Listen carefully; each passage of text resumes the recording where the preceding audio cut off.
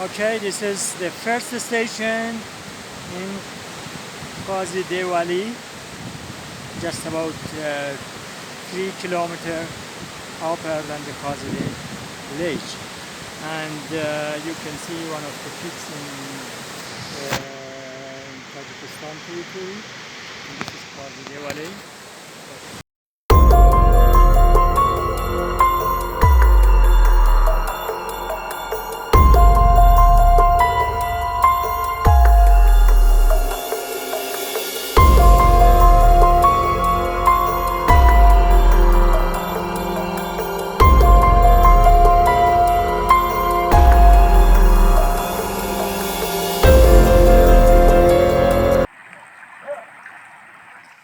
بسم الله الرحمن الرحیم.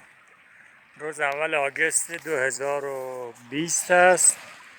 اینجا دره قازیده در دره واخان بدخشان است و اولین روز شروع برنامه صعود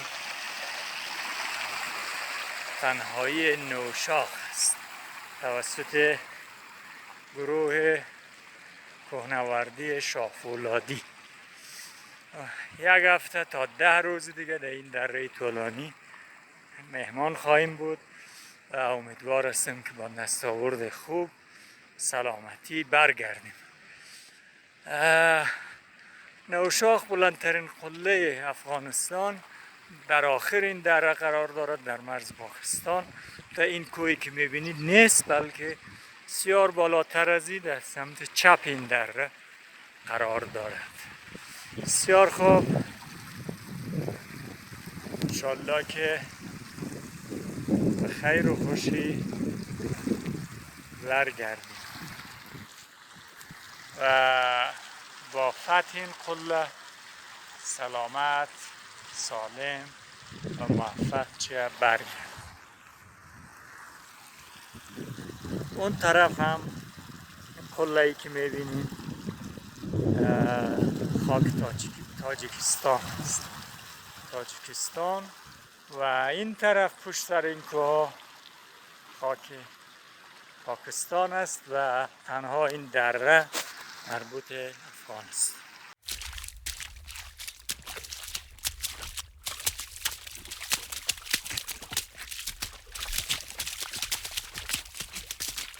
اوکی، اسکای دوم در بعد از تنگی تقریبا در اواسط دره قازیده هست و ارتفاع حدود 3000 متر است. اینجا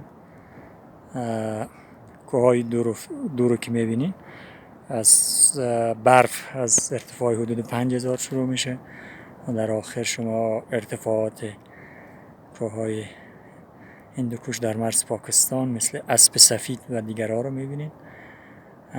رفیق و همکار ما رحیم جان غزل با مرکبش وسایل حمل میکنن و ما امیدواریم امشب تا دامنهای زیر از اسب سفید برسیم، فردا تا چاشت موقع و بیس کم برسیم. به هر حال در قازیده، واخان و بیس کمپ نوشاخ یکی از بهترین مسیرهای کوهنوردی در افغانستان.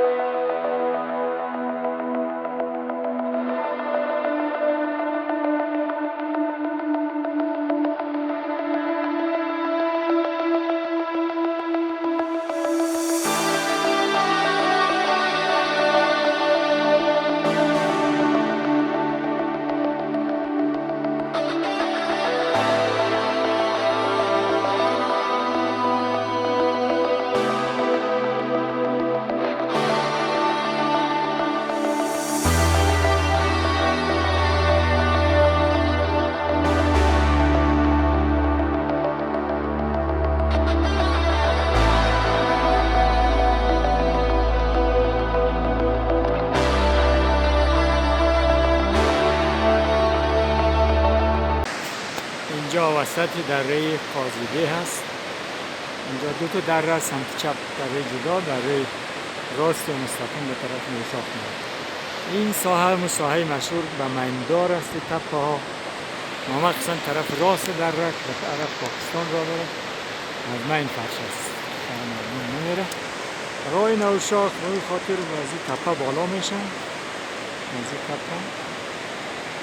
تپه بالا میشن، بالا از اینجا از دوباره و پشت تپه رو میاد کنه.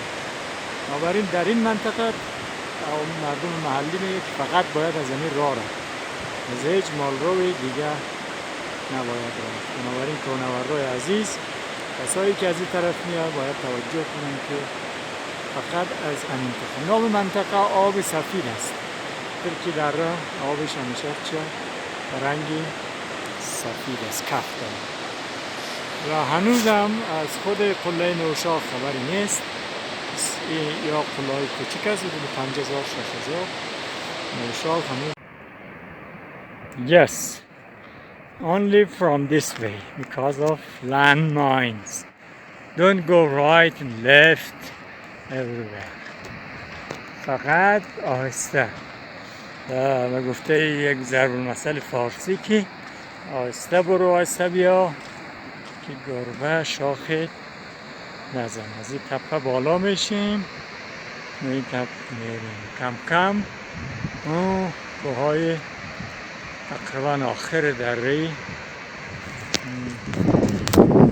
نوشاخ تازگی هست. البته هنوز Okay, this is وجاب ولی یا دره آب سفید یا آب شیری. جای خود چشمه بزرگی است، میدان اینجاست. این دره بندرس است که طرف بندرس اسب سفید و جایی نمیره. بندرس است اینجا منطقه زیبایی است. زمان سرد است و ساعت 4 بعد از ظهر است. هوا است. میخواهیم که چنان برم پیچ اول نه دوم، پیچ سوم تازگی است و کوههای که نام روسی داره در خاک تاجیکستان. بسیار یک راه کار شده است توسط مردم محل مؤسسات. شاید 100 تا گلایی داره.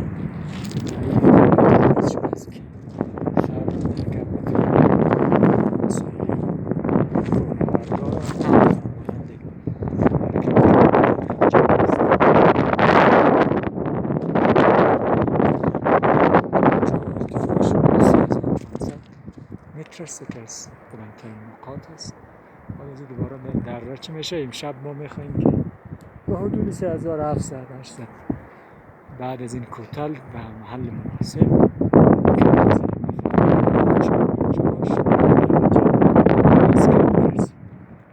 وجاب معنی شیر است به زبان وخی. آب مانند شیر، آب شیری، اون آب سفید. البته آب این چشم در اصل آب این چشمه است، یک آسیاب اینجا آسیاب چشمه است. آب بسیار پاک و تمیز است. بیشتر منظور این آب است، نه او آب سفید اونجا. در هر صورت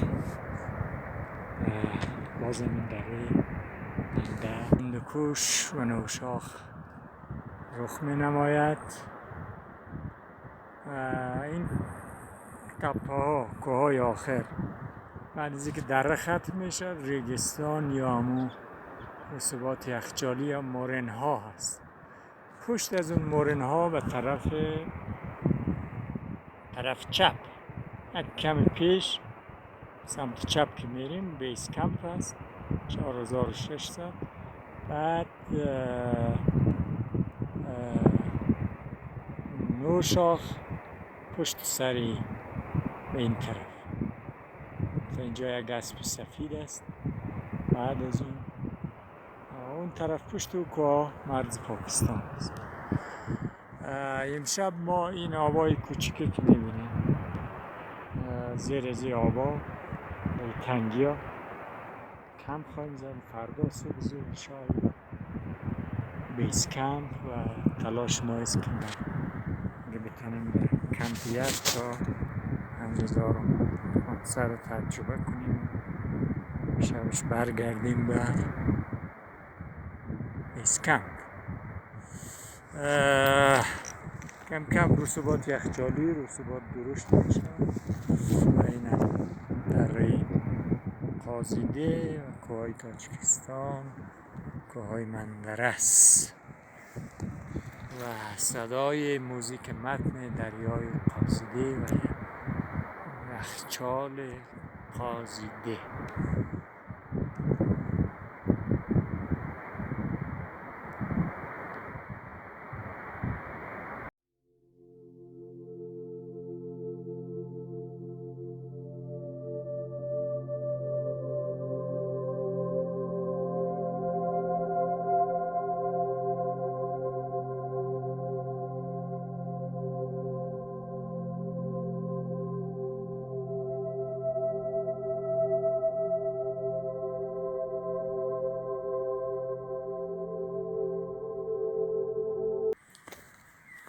روز دوم، اکنون در قسمت بالای دره قازیده هستیم و یخچالا دیده میشه. هوا ابری، ساعت 5 صبح است. ما میخواییم که دوباره حرکت کنیم. شب تا صبح از اینجا سنگ میبارید.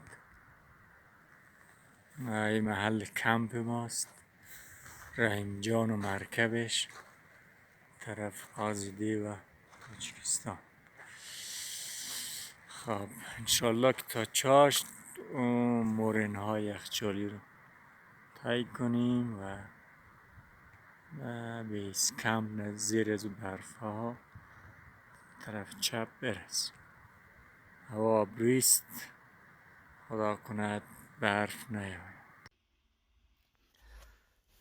سلام و درود دیگر. گزارش روز دوم سفر به نوشاخ را از قسمت بالای دره قازیده ادامه میده. دیروز حدود ساعت 6 بعد از ظهر، 6 و نیم بعد از ظهر به محل رسیدیم به ارتفاع حدود 3600 متر در کنار دریای قازیده، جای نسبتا هموار و ریگی، جایی که دو تا آب، یک دریای اصلی و یک آبی دیگه از کوه طرف چپ می آمد. در کنار از او با اینکه صدای آب زیاد بود، اما به دلیل اینکه جای بسیار نسبتا هموار و گرم و بادخیز نبود و دیگه اینکه چوب درخت اونجا زیاد بود، آخرین جایی که درخت ها و اصطلاح یک جنگل ارچر اونجا میبینید، درخت و چوب زیاد بود برای آتش کردن و چای درست کردن و غذا پختن و اونجا کمپ زدیم و با رحیم جان شب بعد از صرف غذا حدود ساعت 9 شب به خواب عمیق فرو رفتیم. اکنون ساعت 5 صبح است. شما میبینید که هنوز هوا خیلی روشن نیست، برعکس دیروز که یک روز آفتابی خیلی خوب بود. امروز از قسمت های بالای کوه هوا ابری است و او بالاها میبینید که برف میباره و این یک مایه نگرانی ما بود. بالاخره ما حرکت کردیم بعد از 1-2 ساعت به یک جای همواری که اینجا هست، آخرین جایی که کم سبزه و علف هست و یک چند تا سنگچین میبینیم. ما اول فکر میکردم اینجا ایلاق جای، پسان از رحیم و کسای دیگه که پرسیدم گفتن اینجا مشهور است به نام کمپ ژاپنی ها. اینجا ارتفاعش حدود 3800 متر است و آخرین جایی است که دیگه یعنی راه مالرا وجود داره. حیوانات مردم محل، گوسفند و گاو تا اینجا میاد و از این بالا دیگه فقط کوهنوردا، کسی دیگه بالا نمیره، دلیل که راهش بسیار سخته و مسیر دره کاملا پر است از رسوبات یخچالی یا مورن ها که شما در طرف راست دره و رنگ سیاه میبینید. اینا رویش رسوبات ریگایی که یخچال آورده، ولی در زیر از اینا همچنان برف هست. برف و یخهای بسیار قدیمی وجود داره و اینا همیشه در حال لغزش و در حال حرکت است. بعد از کمپ ژاپنی ها یک سربالایی دیگه است، در واقع یک کوتل است، خاطر از که ما از این بغل نمیتونستیم از کنار آب و دریا عبور بکنیم، خیلی پرتگاه خطرناک بود. باز مجبور شدیم که به یک کوه به طرف چپ به یک ارتفاع بلند شویم، حدود یک 400-500 متر به کوه بالا شدیم که باز یک 10 تا 15 تا گلایی یا پیچ داشت و بعد از این گلایی ها یک رای بغل دیگه که دوباره به دره پایین می شدیم وجود داشت که بسیار سنگلاخ بود و این برای خر یا مرکب ما واقعا خطرناک بود و یک بار داخل از سنگا گیر کرد و همونجا متوقف شد. بعد از اون ما و رحیم جان مجبور شدیم که تمام بار مرکب را پایین کنیم و نصفش او به پشت خود و نصف دیگرش ما. از این مرحله سخت تا دوباره پایین بردن در کف دره ما این بارها را حدود نیم ساعت 1 ساعت مجبور شدیم خود ما حمل کنیم تا این مرکب یکم سر حال بیایه و میتونه برای خود ادامه بده و اگر این کارو نمی کردیم مرکب خلاص بود و افتاده بود داخل دره یا همونجا مانده بود. داخل دره که پایینشون دوباره با آب رسیدیم، یک دره آبی یخچالی از طرف چپ که از کوههای گنبد سفید یخچال گنبد سفید منشأ می‌گرفت و ما رسید. اینجا شما یک کمی سنگلاخ‌ها را هم طرف چپ می‌بینید در تصویر وسطی. اون سنگریزها ما از بالای از سنگریزها از زیر صخره قسمت بالای از سنگریزها به اون دره بالایی که دره گنبد سفید هست پایین شدیم. واقعا این سنگلاخ اگر شما بار داشتین و مرکب داشتین حتما پیش از رسیدن به این سنگلاخ ها بهتر است که بارش را پایین بکنین تا مرکب ها سبک باشن، در غیر از پایشان داخل سنگا رفته و ممکنه بشکند و شما تنها بمانید. بله، ساعت حدود 9 صبح 9:30 صبح ما به این دره رسیدیم. همون لحظه یخچاله های بالا ذوب شده بود و آبش که تازه جاری شده بود به ما رسید و ما بدون از اینکه از این آب عبور کنیم از کنارش گذشتم. یک صحنه خیلی جالبی بود. بعد از این یک تپه ریگی از همون رسوبات یخچالی هست، از این عبور کردیم.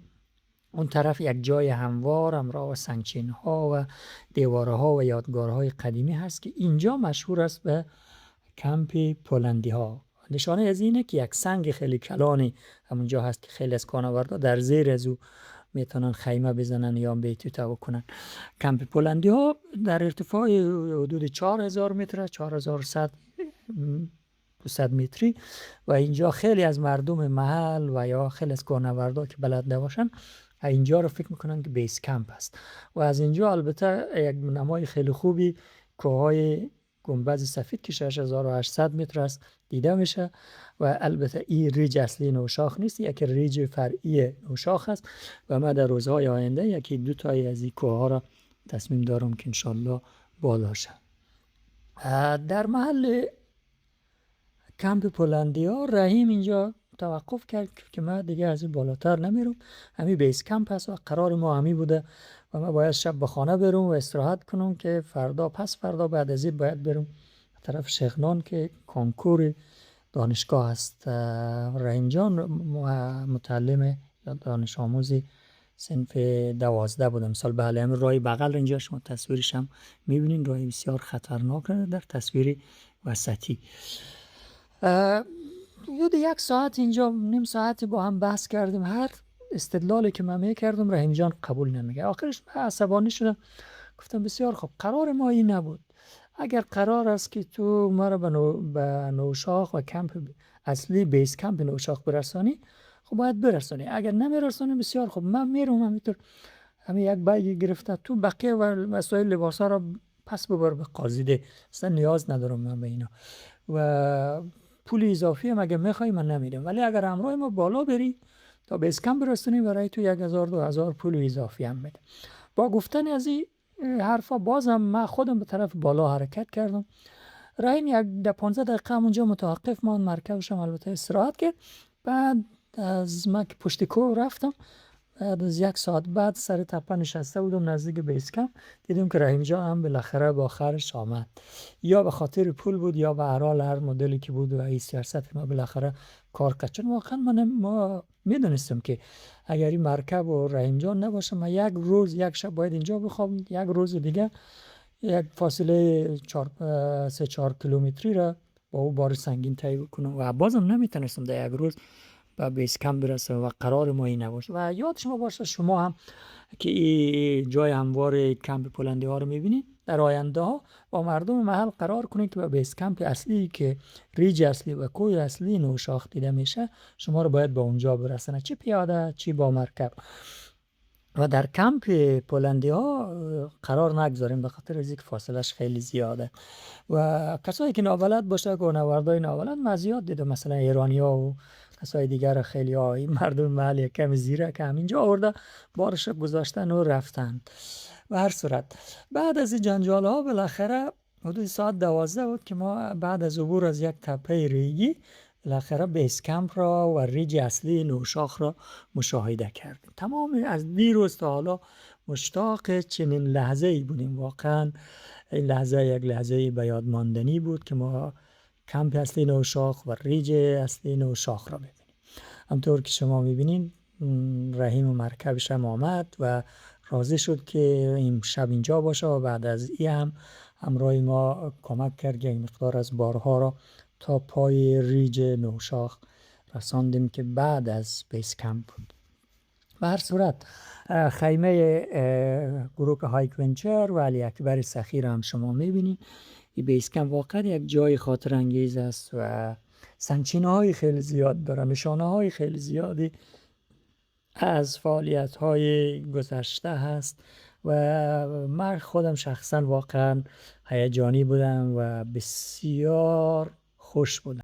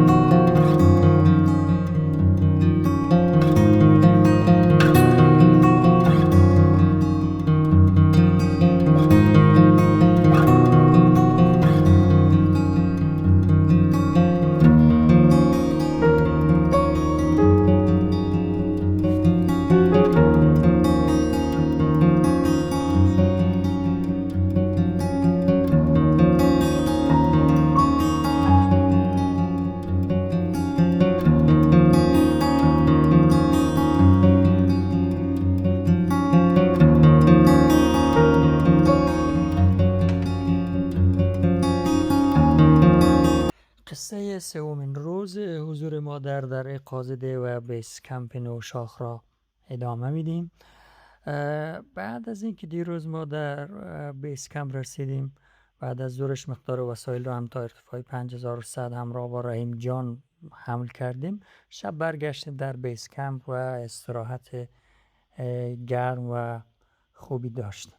اکنون ساعت 5 صبح است و میبینیم که رحیم جان همراه با مرکبش در حال بازگشت به طرف قازده است و من دیگه در واقع از این به بعد کاملا تنها بودم و امروز من تصمیم گرفتم که به طرف کمپ های بالا حرکت بکنم. همطور که شما در این تصاویر میبینید قبل از او ما یک نما یا یک ویدیوی از بیس کمپ ضبط کردیم و همطور که میبینید این سال برخلاف سالهای گذشته افراد کمی در این کوه حضور داشتند و همین خیمه بزرگ مرحوم علی اکبر سخی رو میبینین که فقط یکی از اونا که آشپزشون بود به نام رمضان اینجا هست و خیمه کوچک هم خیمه ماست.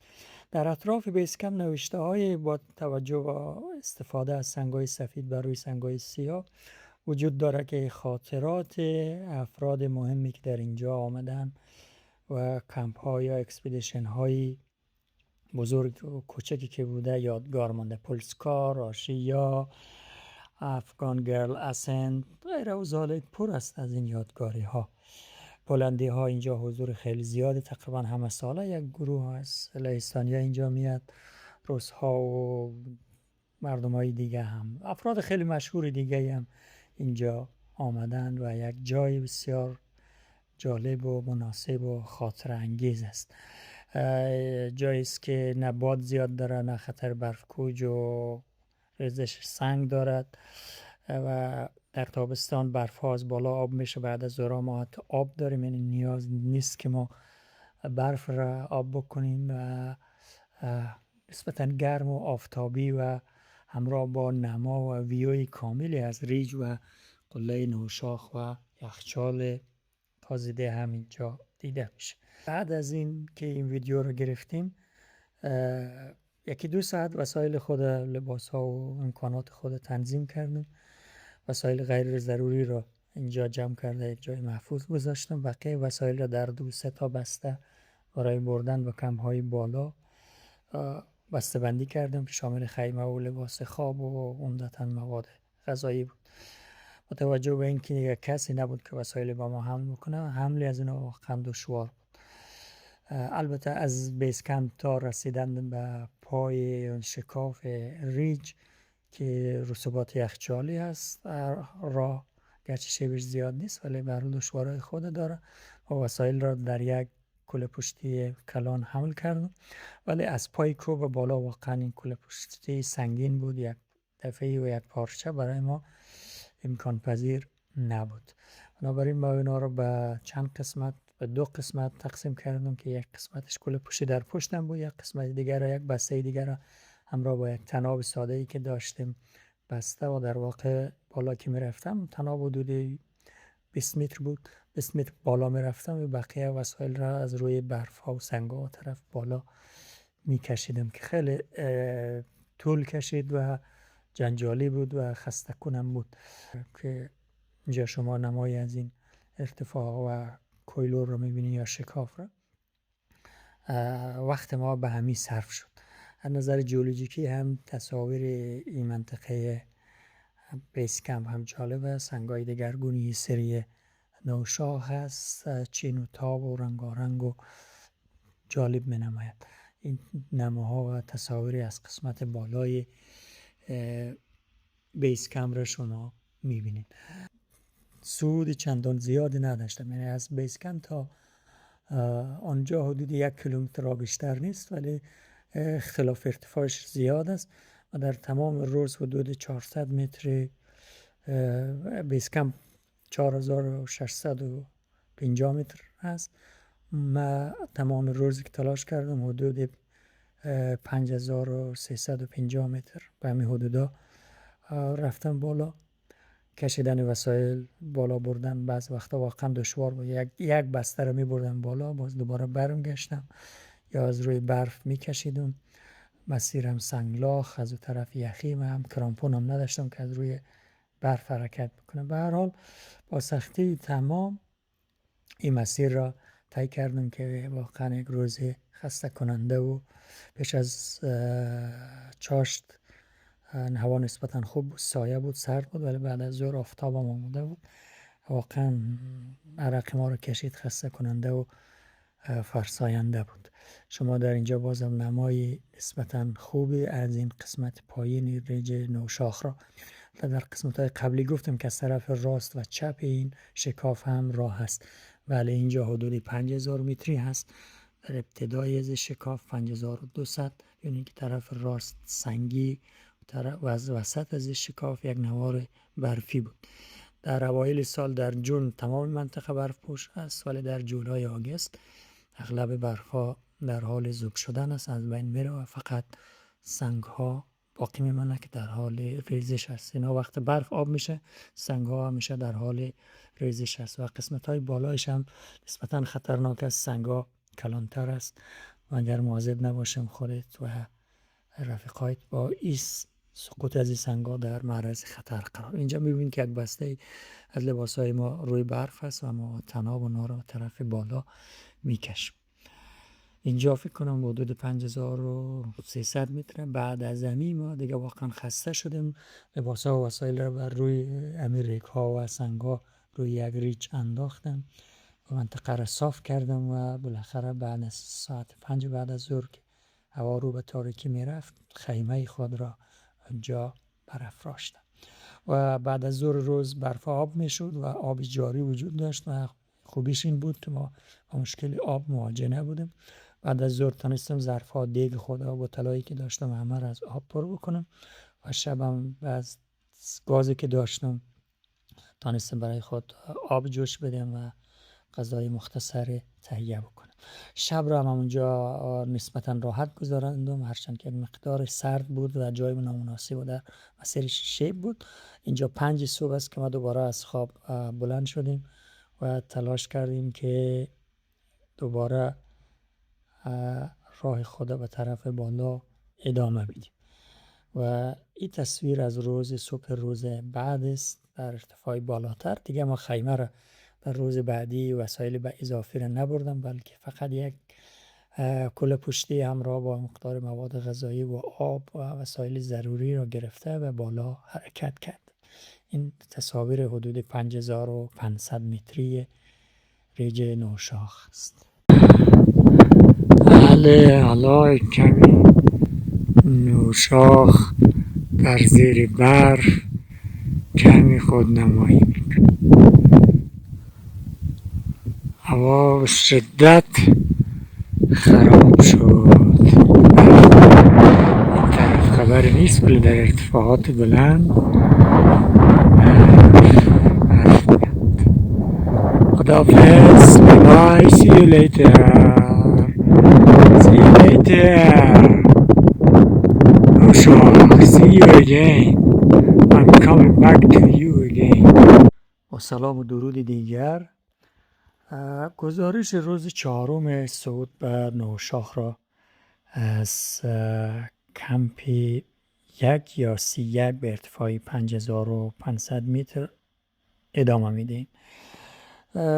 در صبح روز 4 همونطور که شما در گزارش قبلی دیدین، در از ارتفاع 5350 از محل خیمه خود بلند شدم ساعت 5 صبح و حدود ساعت 8 صبح با یک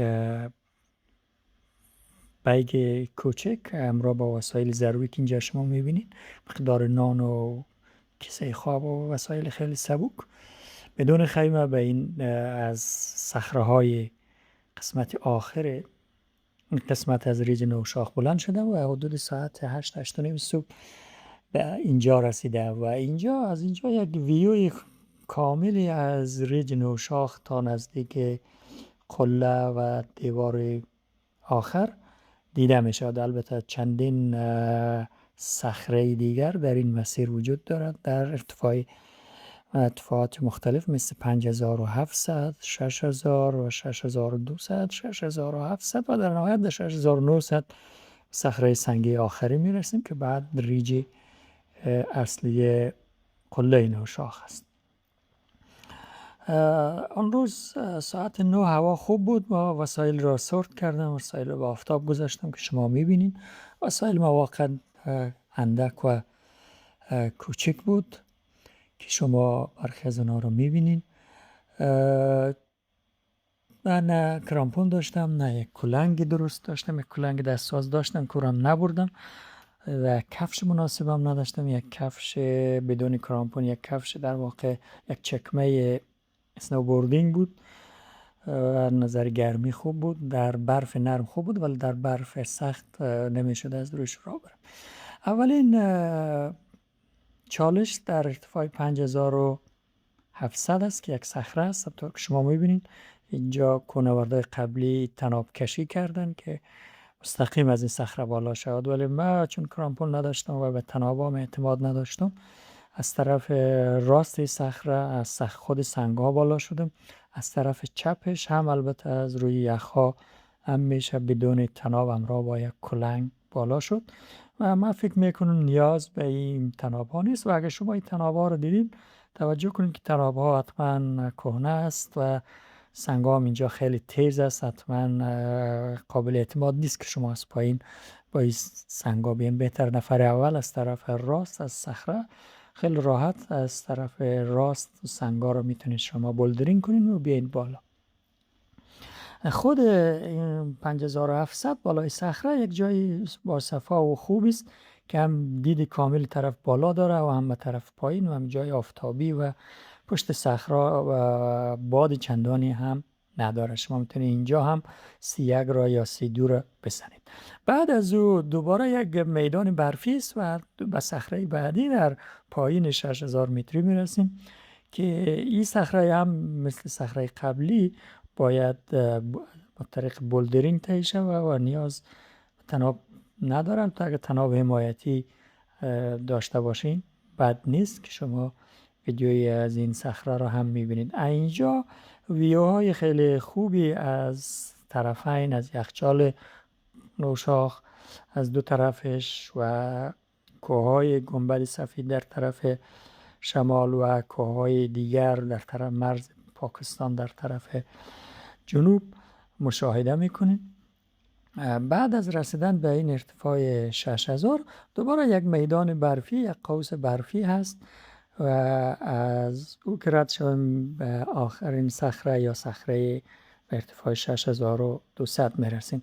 در خود 6000 هم بعد از صخره یک گودالی هست، یک جایی است که برف ها روی سنگ ها آب میشه و یک جایی است که کوهنوردای قبلی یک گودالی کندن و از ذوب شدن این برف ها بر روی سنگ در کنار صخره یک جایی که آفتابگیر هم هست، یک گودال برفی است که در روزهای آفتابی آخرین جایی است که شما در ماه جون و جولای آگست، در جولای آگست البته میتونین یک مقدار آب ذخیره بکنین بدون از اینکه نیاز به آتش باشد و گاز باشد. بله این چشمه خیلی کوچیک است که البته شبا و بعد از ظهر و صبح یخ میزنه. در چاشت روز اگر خوب مراقبت شود و خوب حفاظت شود شما شاید بتانید از جا آب خود تامین بکنین.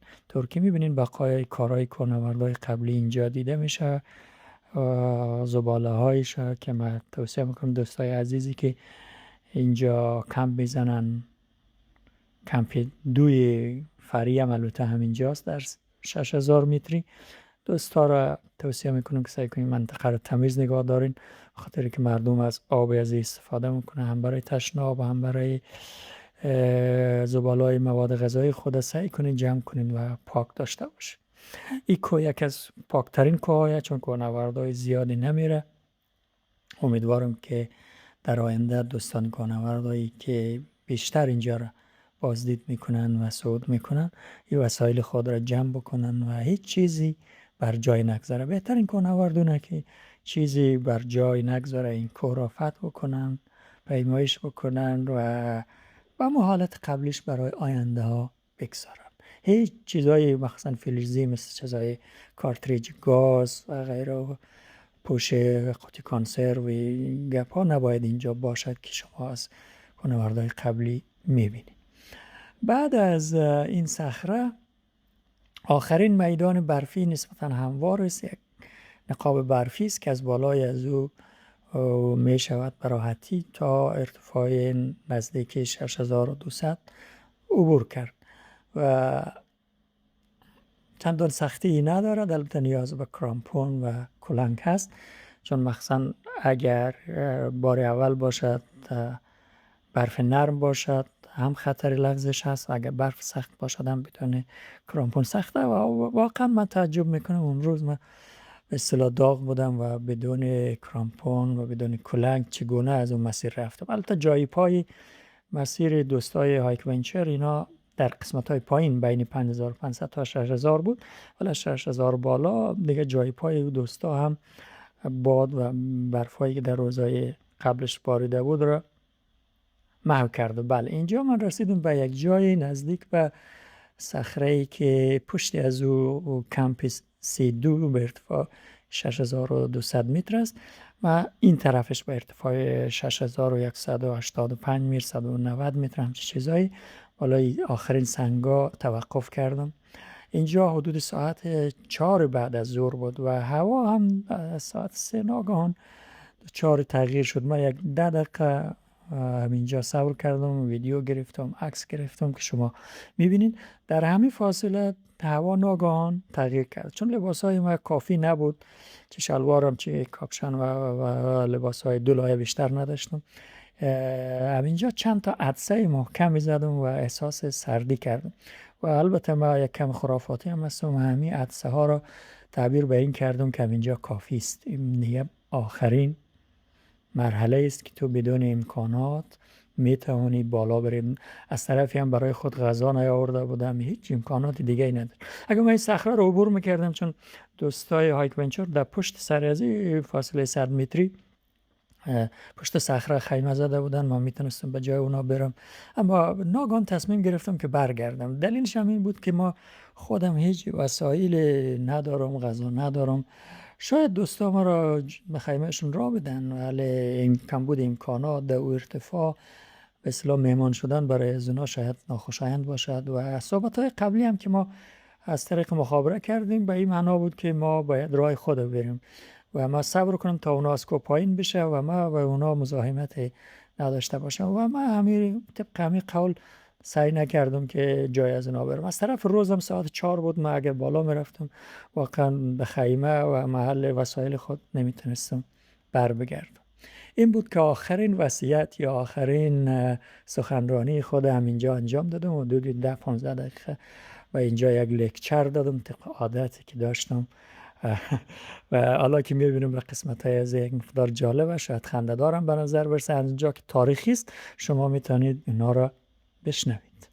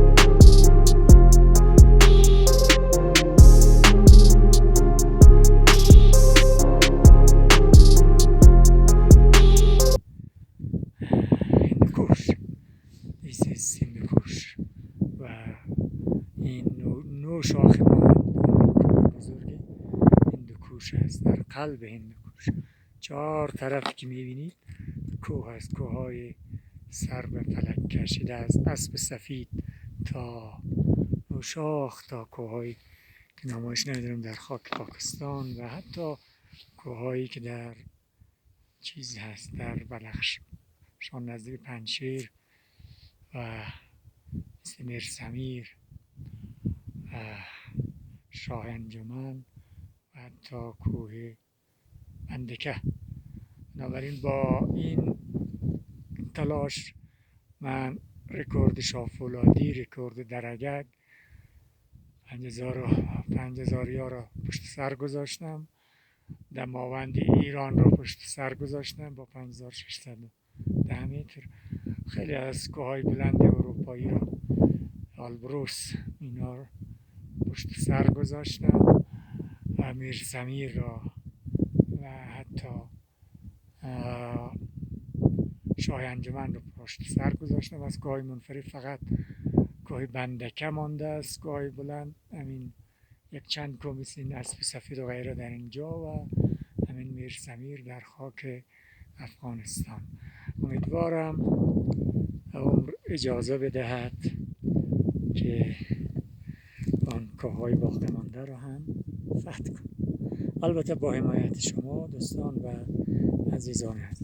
نکته یادم رفت و آن این که علاوه بر دوستانی که ذکر شد، دوستان من در دپارتمنت جیولوژی، دانشجویان عزیزم فارغ التحصیلان زمین شناسی و دانشجویان فعلی سالهای آخرشان که از سال دانشجویان جدید، اینا بزرگترین مشوقهای من بودن. برای آنها نیز آرزوی توفیق میکنم. همچنین میخواهم که با این اقدام کوچک و فعالیت های کوهنوردی، اصلا ورزش کوهنوردی در افغانستان جا بیفتد. مثلا اولین بار این نوشاخ را یک پروفسور ژاپنی فتح کرد. بعد از خارجی ها و تازگی ها 2-3 نفر انگشت شمار افغان ها موفق شدن که این کوه را فتح کنند، در حالی که افغان های ما به طور ذاتی کوهنورد هستند ولی علاقه و تبلیغ و معرفی نبودن. ما میخوایم که افغان های ما البته با آموزش، با تهیه امکانات و با آمادگی کامل تلاش میکنیم که کوهنوردی را در کشور خود، در داخل کوههای کشور خود، کشورهای جهان همچنین. هنوز اورست توسط افغان ها فتح نشده است، خیلی از کوههای دیگه 7 سامیت، قاره‌های دیگه فتح شده. ما میخوایم که جوانای ما این راه را ادامه بدن. اگر روز ما نبودیم و نتونستیم این کوههای دیگر رو فتح بکنیم، شما جوان ها، شما امیدهای ما، این راه را ادامه.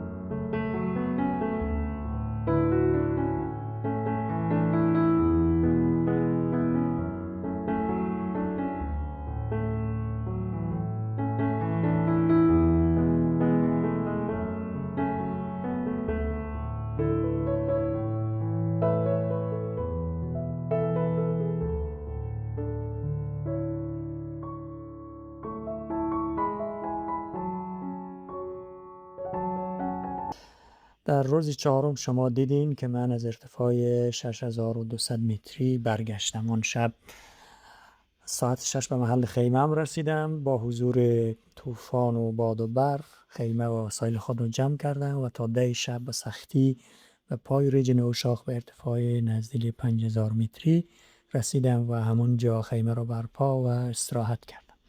صبح ساعت 6:30-7 از خواب بیدار شدم. برای جستجوی آب به داخل یخچال رفتم و آنجا بود که شاهد طلوع آفتاب از ریج نوشاخ بودم و یکی از زیباترین تصاویر موجود از ریج نوشاخ را گرفتم. و بعد از صرف صبحانه و تهیه چای دوباره در دل یخچال‌های شرقی نوشاخ رفتم. با اینکه امروز قرار بود استراحت کنم و از دیروز خسته بودم، اما زیبایی‌های بی‌نظیر یخچال نوشاخ و شاخه راست و جنوبی قازده مرا به خود جلب کرد و این بود که تمام روز در داخل یخچال‌ها گذراندم.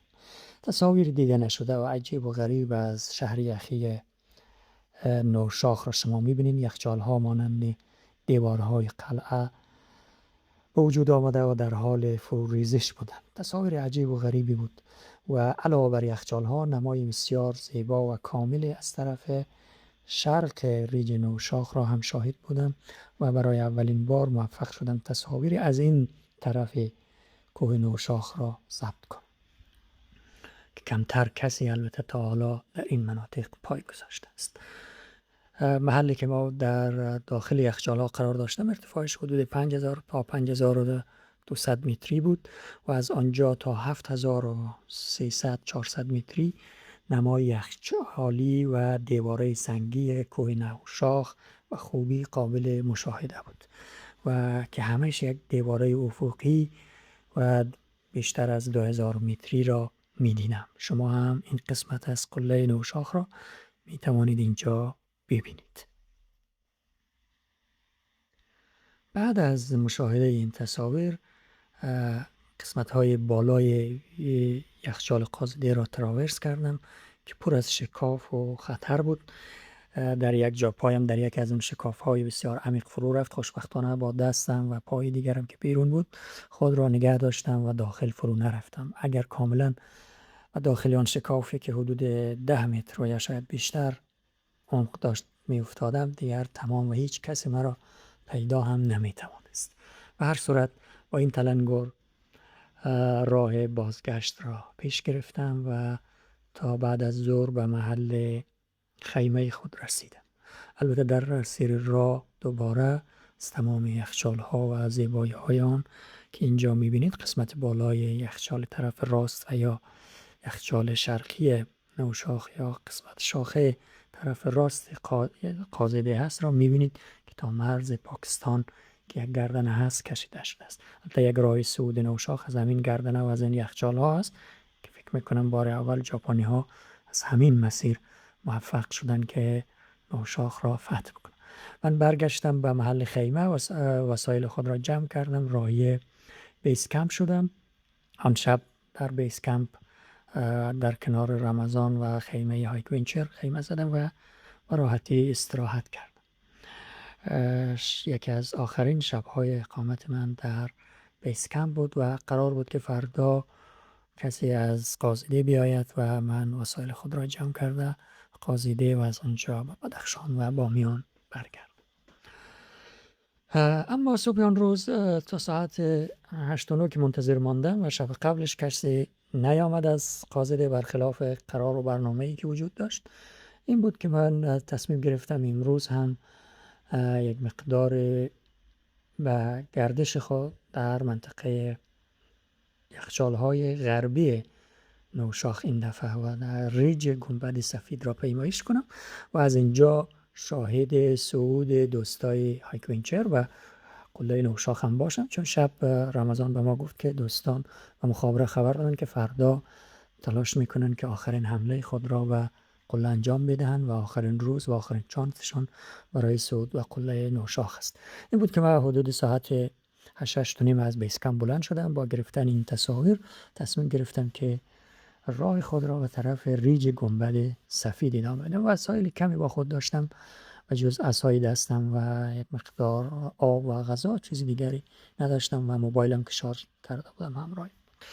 و از اینجا از طرف راست، دقیقاً اینجا که به طرف ریج اصلی میریم، ما به طرف چپ از این کنار این سنگ‌ها به طرف چپ از یک شکاف آبروفتی، از یک شکاف یخچالی بالا شدم. البته یخ نداشت، سنگ خالص بود و من از اینجا بالا شدم تا ساعت حدود 9:09 به یک منطقه هموار و یک گردنه رسیدم که اطراف از او یک منطقه هموار یخچالی و در واقع یک حوض یخچالی بود که عمدتاً پر از یخ و برف بود.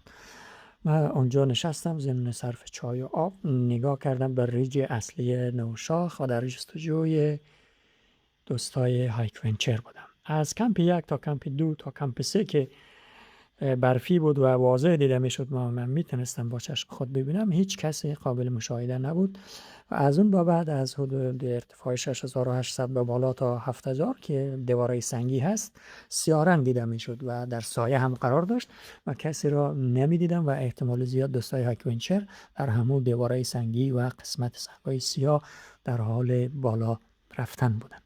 از او بالاترم که یک پهنه برفی و ریج آخر نوشاخ است که هم سفید هست، پوشیده از یخ و برف است، هم کسی دیده نمیشد. روز آفتابی خیلی خوبی بود و هوا روشن و واضح.